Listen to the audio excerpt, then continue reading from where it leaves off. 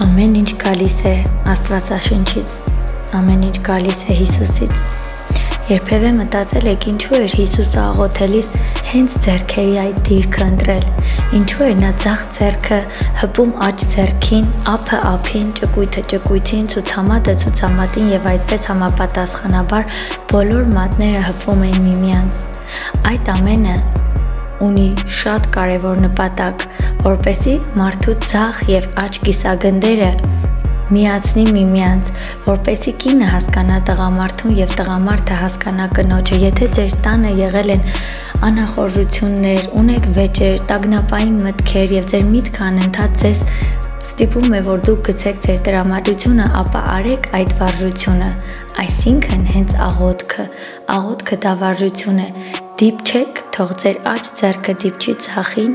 եւ այդպես մնացեք որոշ ժամանակ եւ մտածեք լավագույնի մասին, որ ձեր կյանքում կա, նույնիսկ մտածեք այն խնդրի մասին, որը ձեր տրամադրությունը գցում է եւ կտեսնեք, որ այդ հպումից հետո շատ բան կփոխվի ձեր հոգեկան ասպարեզում։ Եթե ձեր միտքը ենթարկվեր ձեզ, ապա կստեղծեիք ձեր մեջ անհանգստություն։ Իհարկե ոչ, այնպես որ մի փնտրեք պատասխաններ այլուր, պարզապես ձեր սեփական, ֆիզիոլոգիական եւ հոգեբանական կառուցվածքները պետք է ենթարկվեն ձեզ։ Միակ կարևոր բանը հետեւյալն է. դուք չեք կարող ձեր միտքը այնպիսին դարձնել, ինչպիսին ցանկանում եք։ Ենթադրենք, մենք ունենք շատ ուժեղ ինտելեկտ, բայց չունենք կայուն հիմք դրա համար։ Նույն կերպ ասած,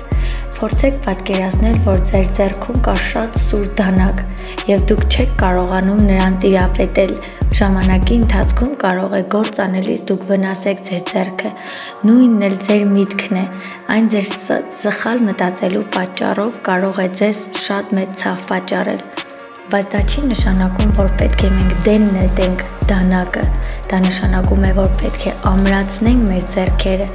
նույնն էլ պետք է մեր միտքը սնենք, մեր հոգին սնենք, որպեսզի հոգեբանական եւ ֆիզիոլոգիական հավասարակշռություն ստացվի եւ դուք այդպես երբեք այլևս տագնապների ետևից չեք ընկնի եւ ձեր ցավը կիսով չափ կլուծվի։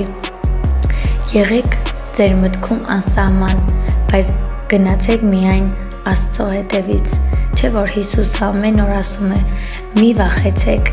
եղեք կատարյալ Աստծո սիրո մեջ։